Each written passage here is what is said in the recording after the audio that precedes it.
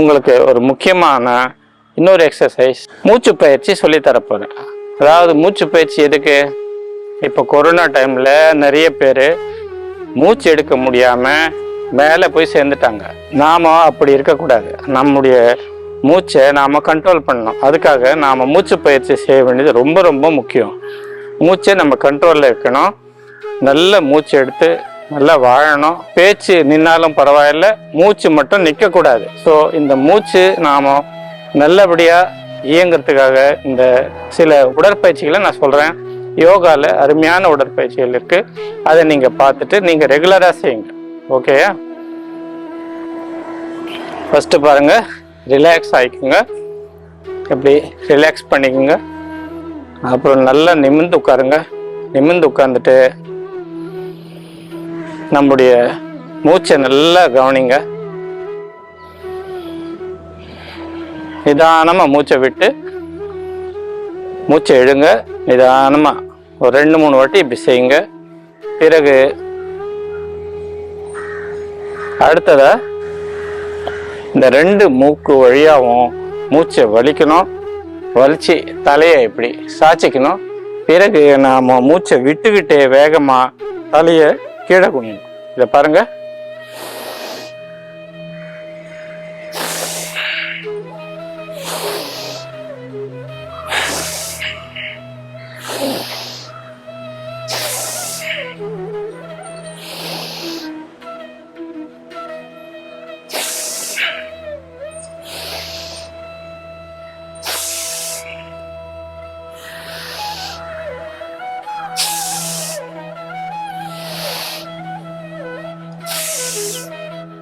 இப்படி 5 வாட்டி செய்யணும்.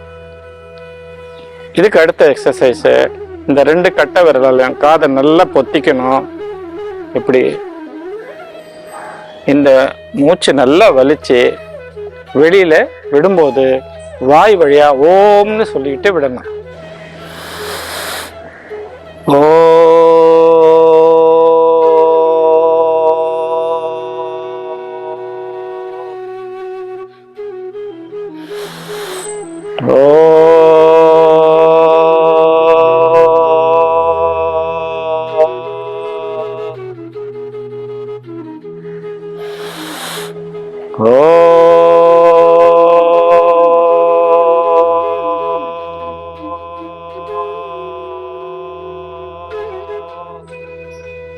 இப்படி 5 தடவை செய்யணும். அடுத்தது முக்கியமானது பிராணாயாமம். பிராணாயாமத்துக்கு நாம சரியா கட்டை விரலையும் ஆள்காட்டி விரலையும் இப்படி பிடிச்சிக்கிட்டு உட்காரணும். நல்லா நெஞ்சை நிமித்தி உட்காரணும். இந்த விரல்ல ஒரு மூக்கை அழுத்திக்கணும். இன்னொரு மூக்கிலிருந்து சுவாசத்தை வலிக்கணும். வலிச்சு நாம் கொஞ்ச நேரம் நிறுத்திக்கிட்டு இந்த மூக்கு வழியா சுவாசத்துக்கும் பிறகு இந்த மூக்கு வழியா மூச்சை வலிச்சுட்டு செய்யணும். இதை பாருங்க.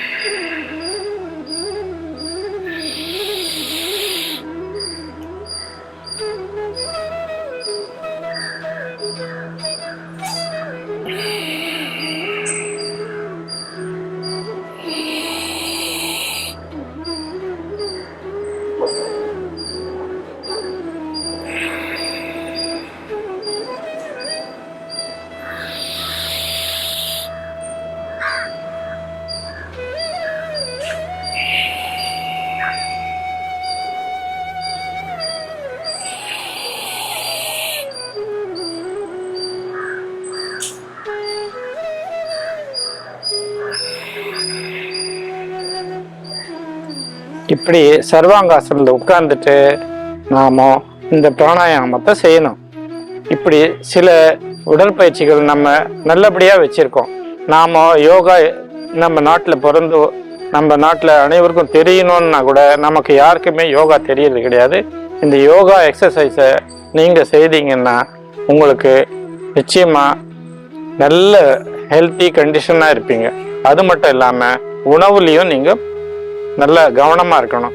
ஆயிலி திங்ஸு, இந்த பஜ்ஜி, போண்டா, மெதுவடை, சிப்ஸு, அப்புறம் சிக்கன், ஃப்ரைட் சிக்கன்னு, மட்டனு, பிரியாணி, இது எல்லாத்தையும் விட்டுட்டு சைவ உணவுகளை சாப்பிடுங்க.